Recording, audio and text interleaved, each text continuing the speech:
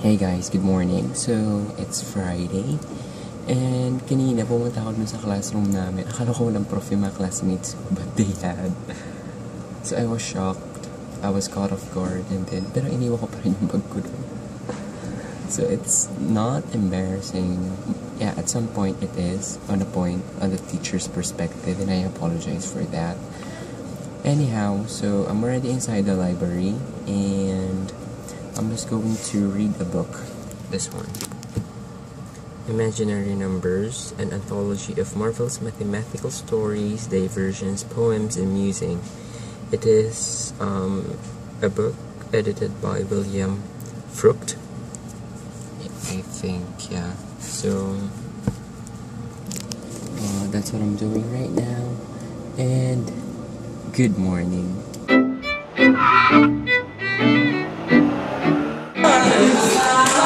So Angelo and Yaz are actually having like ano to? Wala lang picture. Yeah, because Angelo, because Jello Orbispo has a crush on Yaz.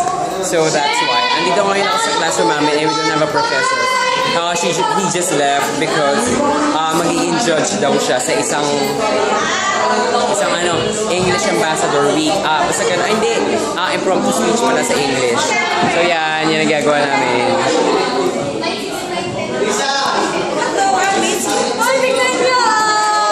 Wait, I have a question. So, how does it feel? Crush mo talaga si Yas? Oo, sobra! Hi! Hi! Crush niyo si Yas? Oo nga eh, crush ako siya. Alam mo ba? From the very beginning, sabi niya pa, uy, crush ko yun! So talagang crush mo si Yas? First day of class pa lang. First day of class. Nakatawa naman. So, yeah, I guess that's a compliment for Yas. Right? Yes. Oh, di ba? Kami nagkaka-crush. You know what? That's a silly question. Of course there is. Siyempre, hindi na sasabihin ng crush siya. Not unless very vocal na katulad niya, di ba? So, yun. So, andyan naman sila. Nag-alalaro yung iba. Nag-aaral. And ako later magre-report sa namin. Paul Gio. Tagal na na-delay. Ang tagal na na-delay nun. Group 1 pa rin. Tapos na kayo? Ay, hindi! I mean, group 1 tapos na. Okay. So, kayo na yung susunod? Hindi, group 5 ako. Okay. Guys, so, nandito na ako sa classroom namin. Though our classroom are, every classroom is the same. But, nandito na ako sa classroom namin for English. And nga po yung prof namin. And I'm changing the air condition. Put it in turbo cool para super lamig dito. Kailangan malamig dito. And then sila, yan, still chillaxing. I'm excited for my report later because I really need to pull that off para mataas ang grade ko because I don't want to fail on my grades, So, I have this. I'm not sure if I already pakita this to you guys. Have a new watch. You want to kanta ka? So, yeah, so that's what's happening. Lamig na, so it's cool. So, I have a friend. His name is Francois Dablo. And he has a golden voice, and it was suggested by Yas. Yes, What can you say first? He's really cool. Like, oh my god, when I first hear his voice, damn, speechless, so speechless. Okay. Here he is. Alright. Go. Pakilala mo, here he is. I'm here. Is my main man, one of the best and finest singers here at the IR159. Please welcome Dablo. Francois, it is Francois. Yes, so Francois Dablo, game. You sit siya mo po, game. Okay. Quiet. Game. I'm gonna sing you this song. It's called Unwell. And here we go. All day, staring at the ceiling.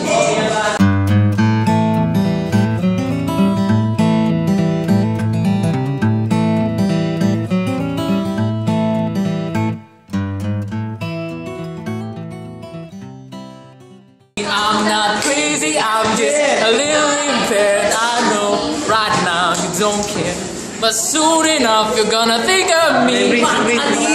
How I used to be. I've been talking in my sleep.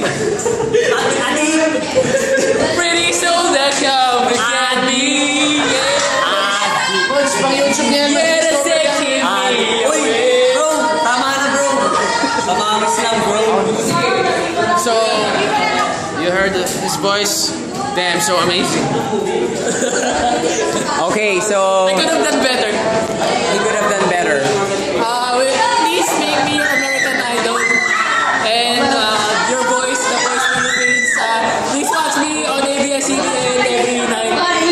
Okay. So we're here live at the realness at the Cubao. So, versus having arm wrestling. Yes.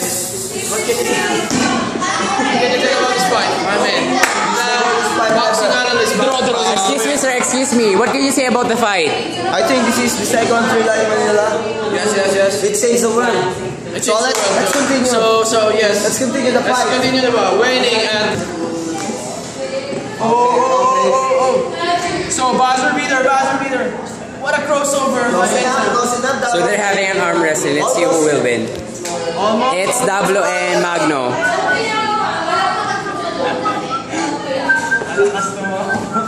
Kabali na kamay, kabali na.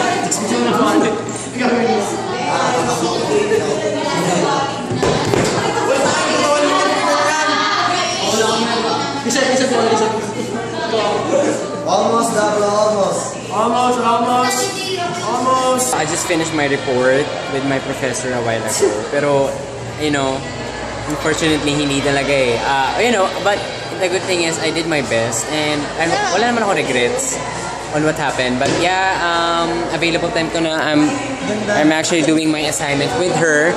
Ang galing yung drawing, grabe. So, dito na ako sa labas ng room 229 for my biological science subject. I'm not sure kung papasok ko. Pero since nandito na ako, gumawa pa ako ng assignment. Yung assignment ko, tinanong lang ng friend ko sa drawing. I'm with Kiko. Hi, Kiko. So, yun. So, last subject bago umuwi. Ano laro mo? Yeah. So, I'm with Rosel. Pinag-uusapan namin kasi may boyfriend na daw siya. Sabi niya. So, tinatanong ko siya kung bakit. Kasi blooming siya, masaya siya. So, umupo ka dito. So, I'm gonna talk to her. And I want you to know. Okay. Hi, Rosel. Hello. Hi. So, wait lang. Ang tanong ko, kayo na ba talaga? Are you happy? Tinatanong pa ba yan? Are you happy? Oo naman. Sino ba namang iiyak kapag ano? Bakit ganun? Parang, nung naging kayo, parang naging medyo mahinhin ka ata. Bakit? Nakakaya eh. Sabihin ng mga kaibigan niya, hindi nila jowa niya kung ano-ano na lang, diba? Ano yung sabi mo kanina? Titira ka na sa Cavite?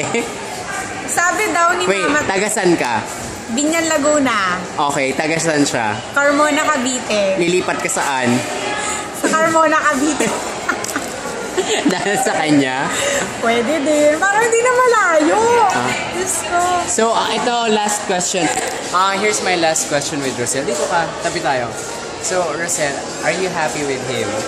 Oo naman no. Lagi ako pinakikinig nun eh. Okay. So, kailan naging kayo? Secret. Teka lang, sino ba ang sumagot? Ikaw o siya? Both of us. Both of us. Parang pinilit ka siya. Tapos sagutin mo na ako. No, syempre nilandi. Syempre nagkakilala kami sa text. Oo. Tapos, kasi hindi, mali ko bang gwapo siya or pangit, diba? Wait lang So iko-cover page ko ulit si Rosel dito kasi siya may pinakamahabang exposure. Di na. Game. Oh my God. Ayun nga, tapos sabi ko, parang hindi ako kumpante pag text lang, diba? I want to meet him personally. English yun! Tapos ayun. Hindi naman ako na-disappoint kasi gwapo talaga. Gwapo. Ay, yung tsura. Ivan Dorshan. Ay, si Sir. Oh my God. Paano ko makakauwi? Nakita nila. Okay. So, ayun. Ayun na. Tapos, siya nang kasing unang umano sa akin na, yung gaan na love ko sa'yo. Sino bang lalaki mo nasabi agad ng gano'n, di ba? Yung mga malalandi. Hoy, bebe, hindi ka malandi. I love you. Di ba? Uy, yung dami na natin ng video ko. Nakita mo? Oo. Hey guys, so dito ako sa classroom namin and wala na si Rosel, lumabas na siya. Tapos I had my quiz, this one, exercise. I just got 13 out of 15 and gusto ko na mauwi because today's Friday and I need to go home. Hey guys, so I'm already home and I'm eating penne. It's like, what do you call this? Pasta with red sauce. Yeah, I'm not sure how they call this So that's my food. That's my food for today. And I'm watching KBS World because I love the Korean culture even though I don't understand what they're talking about, you know. It's a good thing they have like a subby or subtitle. Look. Over there. Yeah. Actually, I don't intend to go home early, but I want to go home early, but you know, there's actually a competition happening right now in our school. It is for the English ambassador. This tastes good. So yeah, for the English ambassador, it will actually start around 5. But it's already 5:30 and I'm home. I guess that's okay. So I'm still eating this. You want? Oh. Yeah. That's what's happening. After this, I'll eat salad. Because we have salad, I don't know. Thank God we have food today. So, after I ate food, my mom and dad, or rather my dad got home with Caleb. And after that, I just watched, Khloe and Kim Kardashian. The reality TV or the reality thingy. So yeah, that's basically what happens today. You know what? I thought that I'm going to have rest for tomorrow, Saturday, weekends, but unfortunately not because I need to be in school. Because we have a performance tomorrow, but I guess that's okay. So that's basically what happens today, guys. And again, please don't forget to like and subscribe to my channel. I'm sorry. Please again don't forget to like and subscribe to my channel. And as always, this is Mattdailylife signing out. Bye. I have a hiccup. Sorry.